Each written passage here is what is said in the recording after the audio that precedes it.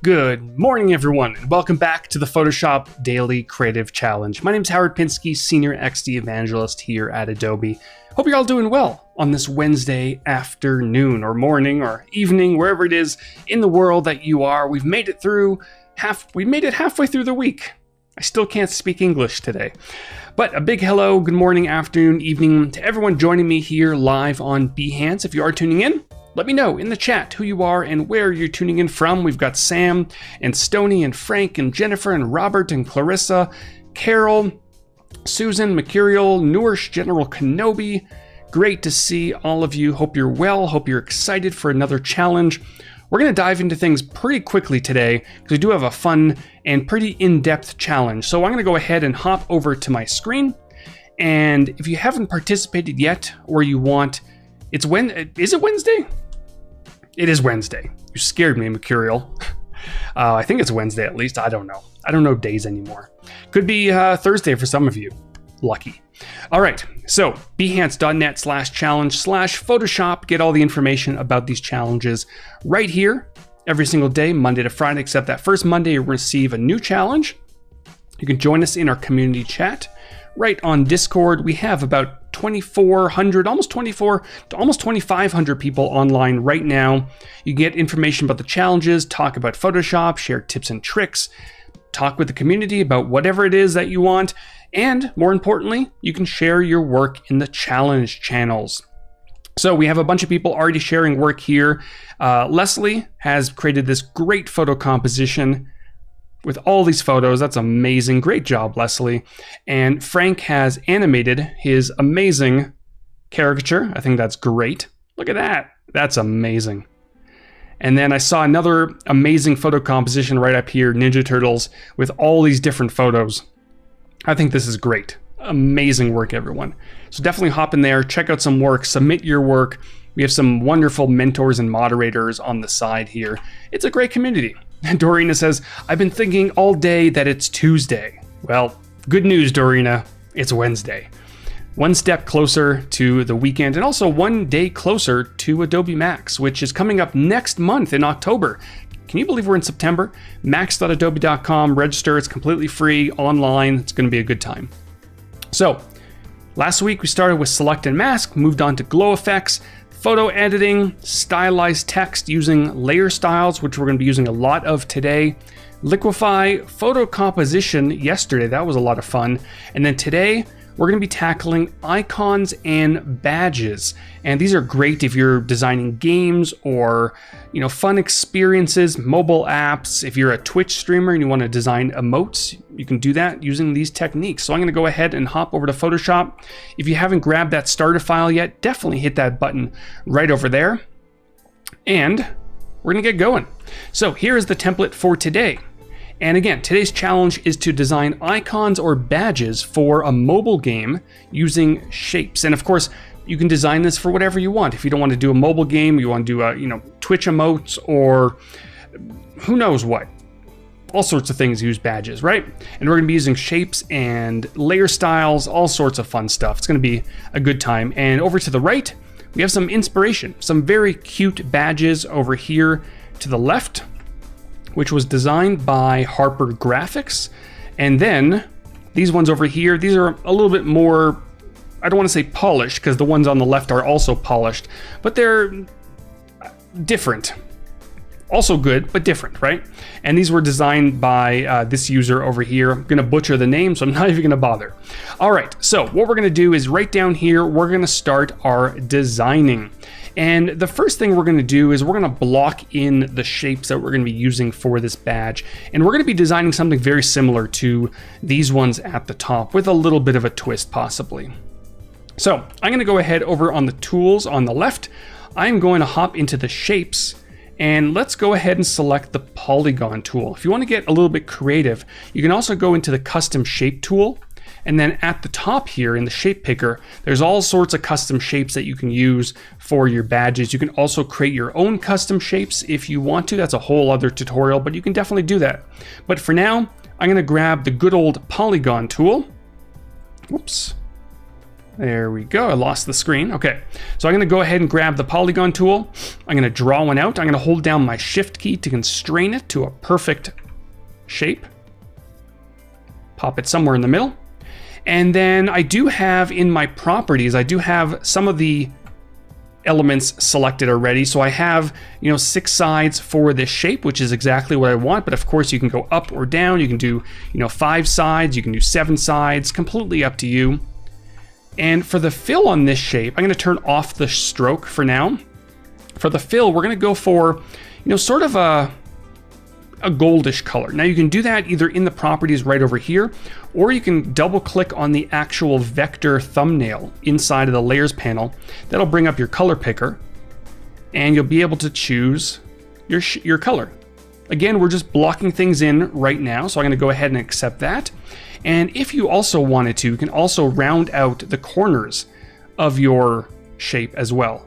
But I'm going to keep it nice and straight for these ones. And if you are working with like a 5-sided shape, you can also create a star right from the properties over here. Now I may want this one to be rotated a little bit. So I'm going to show my transform controls, or Command and Control T. And I'm gonna rotate by hovering outside and just rotating a little bit, something like that. And I'm holding down my shift key to rotate at 15 degrees at a time. Now, on the inside of this, we may want an additional shape that will act as the inner portion of this badge. And we're gonna be using the exact same shape here. So I'm gonna duplicate this, Command and Control J, or you can drag your shape in your layers panel down to the new icon, and that'll duplicate it as well. And then I'm gonna transform it one more time inwards, just so we have a bit of a border on the outside. But because these two shapes are exactly the same color, I'm gonna double click and just change this to something a little bit darker, a little bit lighter. Doesn't matter, just like that. And then finally on the inside of this, we may want a star. So to make that process a little bit easier, I'm gonna once again duplicate Command and Control J, shrink it on down. This one I'll change the color to more of like a grayish silver color. And then back in the properties, I can maybe drop the sides to 5. And I'm going to drop the star radius a little bit, or drop the percentage. And then maybe I'll round to the corners a little bit. Just a touch. I don't want to go too crazy with this, but just a little bit. And then because this one was rotated previously, I'm going to transform it and just kind of pull it back. And if I need to, I can always pull it in on the sides as well. So just like that, we have all of our shapes in place. But of course, this is looking pretty flat. But of course, if that's the style you're going for, we're done, right? But we want to get fancy with this, of course. So what we're going to do is we're going to start on the backmost shape, and we're going to go crazy with some layer styles. So I'm going to, on this shape in the back, right in my layers panel, I'm going to make sure to double click on an empty area over here, just like that. That's going to bring up my layer styles. And we're going to go ahead and apply a bevel and emboss. And we explored this during the challenge where we created our stylized text. And let me actually reset to default so we can start at the beginning. And the default settings, not great, right? So we want to go a little bit crazy. We're going to stick with an inner bevel so that the actual bevel is on the inside. Things like emboss and pillow emboss will also kind of give you that effect if you use the right settings. I'm going to maybe switch this over to chisel hard, so it's a little bit sharper, and then increase the depth somewhere around, I don't know, let's say 400, somewhere in that range there, so it's nice and deep. And then the size, we might actually want to bring this down a little bit, and then the size we're going to increase as well. And that will basically take this and pull it inwards, right? As you can see, as I'm increasing this, it's pulling that inwards a little bit. And it's already giving us a pretty nice 3D looking shape, but it's not there yet, right? So we're going to experiment with some other things. We're going to turn off global light. And like I explained previously, if you have global light on, it's going to match the lighting across all of your layer styles. And in some cases, you may absolutely want that, but in some cases, you may want a little bit more control over that lighting. So I'm going to, bump this up a little bit, maybe 110. And then I'll stick with about 30. And you're noticing as I did that, the lighting is actually changing, right? So definitely experiment with these sorts of values. And then we may want to also experiment with our gloss contour. And this is really where you're going to get some different style effects. And as I kind of, cycle through these using the arrow keys on my keyboard, you're noticing, we have some pretty interesting effects going on, right? So I'll stick with this one. And then highlight mode, something like screen or overlay or soft light usually works pretty well. Overlay will give you some fun, lighting effects. And then shadow mode, multiply is going to give you a pretty harsh effect. So I usually like to do soft light or overlay on these as well, and then bump this up a touch. And as you can see from, soft light and then multiply, there is a bit of a difference, right? It's not as harsh. It's looking okay, right? But if we also add a contour on the inside of this, maybe the same, shape, something like that. Look at that. Now we're getting somewhere. I can turn on anti-aliased, and all of a sudden we have a really interesting shape just by turning that contour. There's off and there's on. So it's a completely different shape now. And as you're going through this, you can definitely experiment with, more of the sizing and that sort of thing. But that looks pretty good right about there. Now you are noticing a little bit of, texture almost, right? And that's because we have chisel hard selected. You can definitely experiment with smooth and chisel hard, but smooth is going to give you this, very smooth shapes, which might not want, right? You can also soften it a little bit as well to help with that. And then the lighting effects will definitely come into play just like that. All right, so this shape looks pretty good. Could use some tweaks, but we're gonna move on to the next shape, which is gonna have probably more layer styles than this one. So I'm gonna actually hide the star for now. So this second shape that we created, the one on the inside, once again, we're going to double click on this. So Marcia is asking, is there an advantage to use Photoshop rather than Illustrator for the icon? So personally, I would typically use Illustrator for icons and things like that because it's more of a vector application. You can absolutely use, you can absolutely create vector shapes and vector icons in Photoshop, but things like these layer styles, they typically don't translate well when you're exporting SVGs or vector images, right? So Illustrator is probably your best bet. But if you don't have Illustrator or you don't know Illustrator very well, then this works as well. But definitely keep in mind that things like layer styles, if you do want to keep it vector when you're exporting, may not translate perfectly. So for this one, we're actually going to start by applying a gradient overlay just to give it a little bit more of a shine. And, angle's not bad, but I'm going to actually switch it over to radial. And I do have a gradient already applied here, which essentially in the middle, because I have a radial gradient, the middle's a lighter color and the outer color is a little bit darker, and you can just double click on these nodes and make some changes as needed. And if you need to, you can also adjust the angle. It's not going to come into play too much with radial gradients. It'll move a little bit, but you can definitely do that. And then going back to bevel and emboss, this is where things will get, again, like the previous shape, a little bit exciting and interesting. So we're going to stick with the inner bevel, but maybe we'll switch over back to smooth for this particular shape. And then we're going to start playing around with these settings again. So maybe I'll drop the depth a little bit because this shape is on the inside. So, closer to maybe 200 looks pretty good. And then we might want to reverse the direction. So previously we had down, maybe we'll go up in this case, and then it'll drop the size. We don't want it too drastic like the shape on the outside. And then again, like the other shape, we can experiment with things like the altitude and the angle, just to get that lighting looking a little bit different. And then let's play around with a few different gloss contours to see what looks pretty good. That looks kind of interesting. I've always been a fan of these two settings right here. They're not going to work in all situations, but ring and double ring, they give you some really nice lighting effects. Especially if you're going for like a gold or silver or bronze type look, it works quite well. I'll keep these settings the same, but we're going to hop into contour again, and let's actually switch it over to something like the cone, right? And that'll give us another interesting bevel on this particular shape. And we can definitely go back and make changes to this. But if we turn off preview and then turn it back on, you're definitely seeing that we have some additional depth going on. And we have some ridges, and we have some contours, and things are looking pretty nice, right?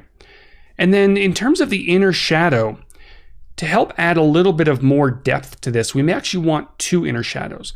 We may want one on the inside, kind of going around the entire inside, so it looks like there's a little bit of a, kind of almost like a rounded aspect to this, and something like overlay or soft light could definitely work. And I can increase the choke as well to bring it in a touch. Something like that. And then I may want one more inner shadow, so I can hit this plus button right over here to the right. And what I want for this one is I want essentially kind of a shadow at the top, so that almost, if the lighting is coming from the top up here and it's hitting this edge, which is raised up a little bit, it'll leave a little bit of a shadow up here. So instead of just using size and choke, I might want to actually drop the choke but increase the size, or sorry, the distance, something like this, and then drop the size so we have a much harsher shadow. And then I think overlay is, it's definitely saturating the color a little bit. It's bumping up that saturation. So I might want to drop this or change this to soft light, just so it's not too saturated. Something like that, just to give it a little bit of a shadow up at the top. Again, it just adds a little bit more depth to our particular design. And then finally, we explored this in the, what was it called? The stylized text challenge, using satin to add some highlights to our shape. Now this is obviously a little bit too much, right? So I'm gonna switch this over to soft light so it's a little bit more subtle. We're gonna keep the color at white. I might drop the opacity a little bit. And then for the distance, I'm gonna crank the distance all the way up and then experiment with the size a little bit. Maybe somewhere around 65 looks pretty good. And then just like we did before, contours definitely can change how things look. This one right here looks pretty good. Almost looks like it has highlights and reflections and things like that. And as Robert's saying, you can definitely create your own contour, edit your own, or that sort of thing. So you can, if you don't like any of these, you can definitely create your own. You can import contours from the community and so on and so forth. So that one looks pretty good. I'll probably stick with that one, but let's see so this one looks similar, but it's a little bit softer. And then you have your rings, which is interesting, but I think this one's kind of cool too. It has a little bit of a banding effect. So if that's what you're looking for, that could work. But I think this could be what we're going to end up going with. And it just gives a little bit of a shine and highlight and reflection to the inside of this badge. And then finally, we have our star in the center, which is looking very flat right now. So what we're gonna do is we're gonna apply some very similar layer styles. So I'm going to double click one more time, and we're gonna keep the color. We're not gonna apply any sort of gradient. You certainly can. Maybe we'll do that if we have a little bit more time, but I'm gonna apply another bevel and emboss. And this one, I'm actually going to switch it over to emboss.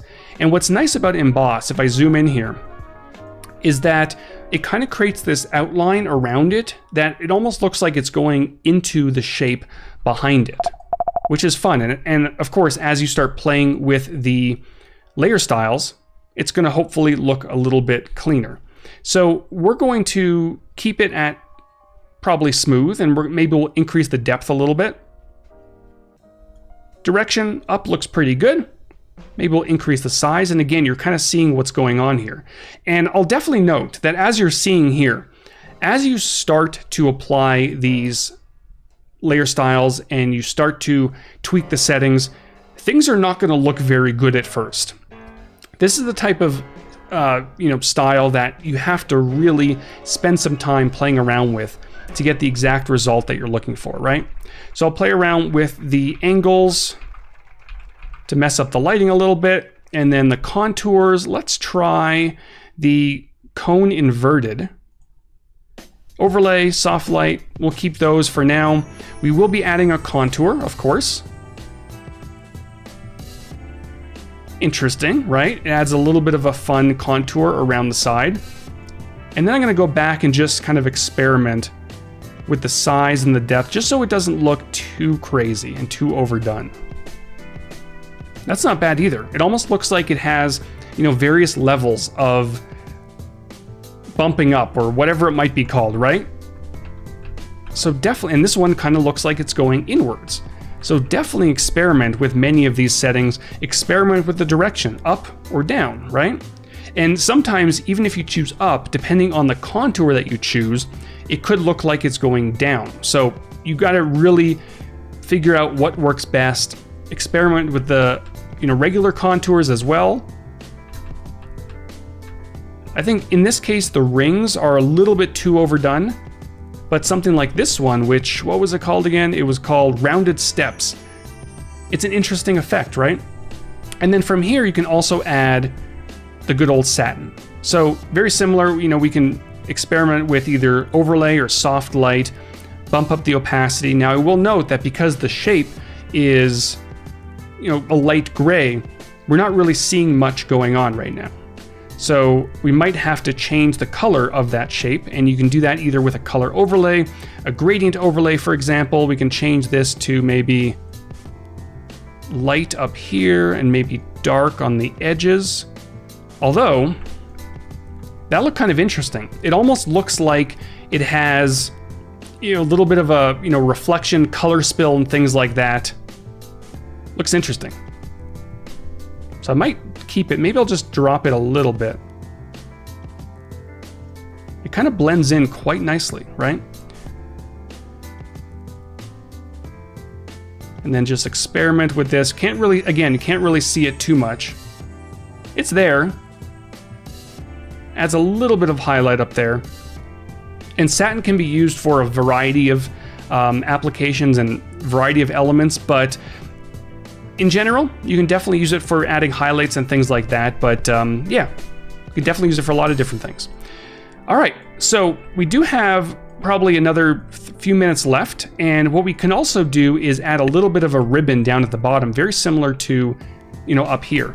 So very quickly in the last, you know, 2 minutes or so, what we can do is we can grab our triangle tool from the tools, and I might want to drag one out like this, nice and large, but I'm going to rotate it so that the left side is straight up and down.